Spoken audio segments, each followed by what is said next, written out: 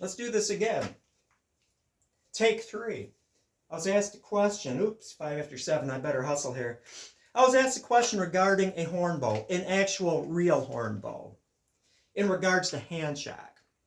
And this fellow was asking me, in regards to, there's a lot of regards and references to, this horn bow has a lot of hand shock in it when he uses lighter arrows to make it go faster. Heavier arrows, less hand shock. Light arrows, a lot of speed, but a lot of hand shock. What do I think about that? Do I think it's a cause for concern? And I'd have to say yes. For one reason, hand shock, boink, which I could create in either of these designs a hand shocky bow. But I'll get into that in a bit. With a horn bow, you've got a joint here, the sias. Sias glued to the core.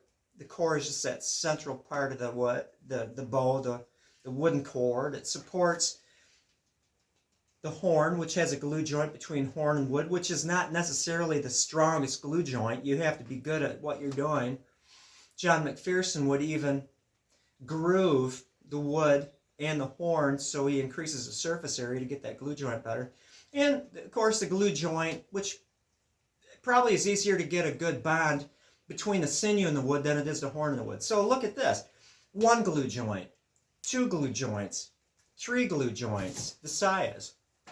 And when you get a lot of hand shock flowing through that system when, it is driven home, that hand shock cannot be good for those glue joints. And so if it's a heavier bow, it would be more terrifying, the potential for that breaking. Because if you've ever broken a heavy bow, it goes off like a shotgun and pieces go flying, and those pieces have enough force to like penetrate your being. So I'll do everything possible, even sacrificing some speed of the arrow to reduce that hand shock. That is not a good situation to have a bow, and especially a bow with multiple glue joints like that, and one of those glue joints, horn to the wood, not potentially the strongest glue joint in the world, not like oak to oak, it's wood to horn. I would definitely do anything and everything possible to reduce that hand shock. Now, causes of hand shock, and this is where I have to be careful because I don't want to say anything negative towards the horn bow builder. If you're using an arrow that is not heavy enough to control that hand shock, that's not the fault of the bow maker. But I'm going to talk about bows I'm familiar with. That 120-pound sinew-backed ash prod on the big ash crossbow. Familiar with those.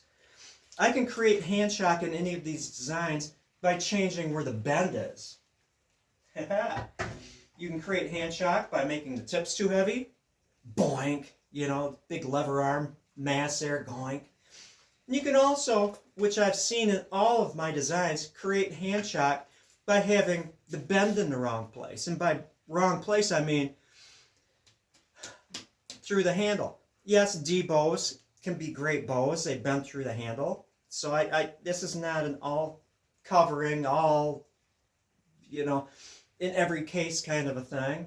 Typically D bows, aren't as long as these things. And also, you can take a D bow and you can adjust the bend so it bends a little bit through the handle and it keeps increasing it as it goes out.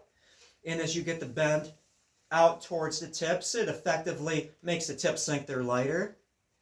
But if I was to take one of these things, especially the longer ones, and I was not to have like the slightest of bend through the handle, but a circular tiller, which means that the bend is the same everywhere along the limbs, I'm going to get hand shock.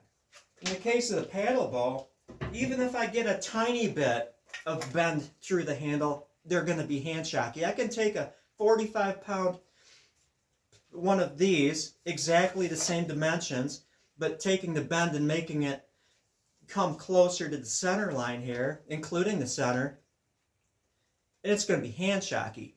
I'll take this, let's say this is a 45-pound ball, I think it's 50, a little above 50, and not have any bend here, and the bend starts here a little bit, and then it's a lot through here, and then let's see here, it bends all the way to the tips. This is going to be a sweet shooting bow, and I can use light arrows and heavier arrows, and it's not going to be hand shock. Yeah, I do not feel hand shock with one of my paddle bows because of where the bend is. But I also don't have size up here. I'm really skirting the issue here. I don't know the bend profile of that horn bow. But again, you can cure it with heavier arrows, or manage it with heavier arrows. I'm not saying anything bad about the builder of that horn bow. The builder of that horn bow probably intended it to have certain massive arrows, and getting them to go speedier, maybe more efficient, I'm not saying that, by using lighter arrows, probably not a good idea. Didn't get much sleep last night. Kind of disjointed here. I could use that excuse all the time because I go off on tangents and stuff, but hopefully you got something out of that. Hand shock, not good. Hand shock with a bow that's made of multiple pieces, very not good. Manage it with the arrow mass. Hand shock, making your tips too heavy in traditional or primitive. And also where the bend is. That's why, you know, I could certainly change, and you can see that it's dead flat in the center of the handle. I did that intentionally. First of all, to mitigate any potential string follow, and also to make it a sweet shooting bow.